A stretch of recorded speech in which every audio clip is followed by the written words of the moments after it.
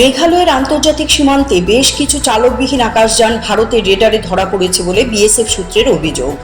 বাংলাদেশের চাতক এবং সুনামগঞ্জের উত্তরাঞ্চলে জিরো পয়েন্ট থেকে মাত্র 200 মিটার দূরে এগুলো উড়ছিল। মাঝে মাঝে বাংলাদেশের এলাকা পেরিয়ে যাচ্ছিল তারা। ভারতীয় নিরাপত্তা বাহিনীর সূত্রের অভিযোগ, ওই ড্রোনগুলি বাংলাদেশেরই। দুদেশের সম্পর্কে সাম্প্রতিক টানাপোড়েনের সময়ে এই ধরনের বাংলাদেশি ড্রোনের সীমান্ত লঙ্ঘনের চেষ্টার অভিযোগটি চর্চার বিষয় হয়ে দাঁড়িয়েছে। বিএসএফ সূত্রের দাবি, এই আকাশযানগুলির মধ্যে একটি নম্বর TV2R1071 বাংলাদেশের তেজগাঁও বিমানঘাঁটি থেকে সেটি ওড়ানো হচ্ছিল। বিএসএফ জানিয়েছে, ভারতীয় বিমান বাহিনী ড্রোনটিকে চিহ্নিত করতে পেরেছে। এই ড্রোনগুলি এত উঁচুতে উঠতে পারে যে সচরাচর খালি চোখে দেখা যায় না।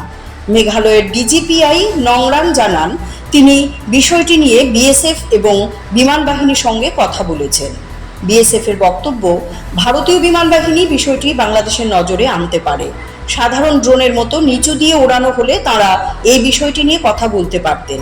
তবু ভারতীয় সীমান্তরক্ষীরা মেঘালয়ের 443 কিলোমিটার ভারত বাংলাদেশ সীমান্তে কড়া নিরাপত্তার ব্যবস্থা করেছে বলে এক বিএসএফ কর্তার দাবি। CAD TV, channel for news and entertainment.